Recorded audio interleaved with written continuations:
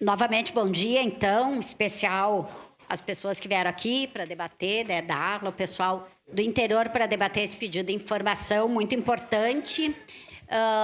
Nós temos aqui na casa, e sugiro que as comunidades do interior façam esse debate junto à Frente Parlamentar em Defesa dos Correios, que ela é presidida pelo vereador Jack. Também é importante que se aprofunde esse debate, além desse pedido de informação. Então, uma sugestão, acho que a comunidade, de modo geral, mas em especial, nesse momento, as comunidades das áreas rurais, que trabalhem junto.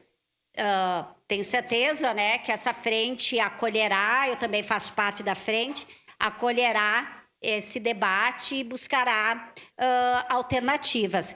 Mas eu também acho que aqui não vem ao caso, em que pese que os vereadores falam que não vem ao caso de questão política, mas remonta questão política. A crise dos Correios, ela vem de anos, né? E a gente sabe por quê. Eu faço um desafio, pergunto aqui, alguém de nós usa ainda o Correio? Porque o Correio, ele precisa ter renda, né? Ele precisa ter ganhos para poder investir.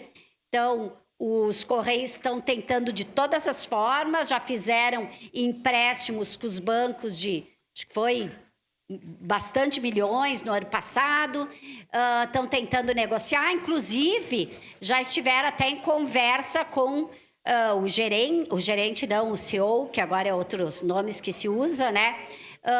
Do Mercado Livre, porque os Correios, eles têm por obrigação pagar todos os direitos trabalhistas dos seus funcionários, seus servidores. Os Correios têm a universalização, que eles vão em todos os lugares, todos nos lugares onde as empresas privadas de entregas de produtos não vão, o Correio tem que ir, porque isso é uma premissa de uma empresa pública.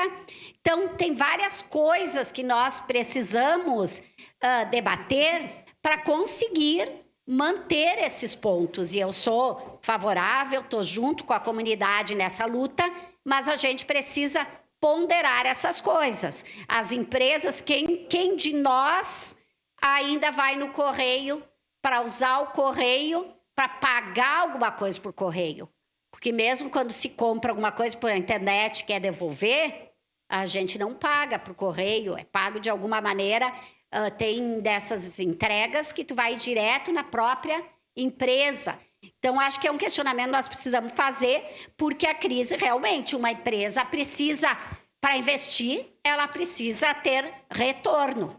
Senão, fica difícil. Então, acho importante esses questionamentos. Coloquei, vereador Jack, a frente parlamentar. Não sei se o senhor chegou a ouvir o que eu estava falando, que com certeza esse debate deve ser feito junto com as comunidades, para a gente também, todas as comunidades terem mais força.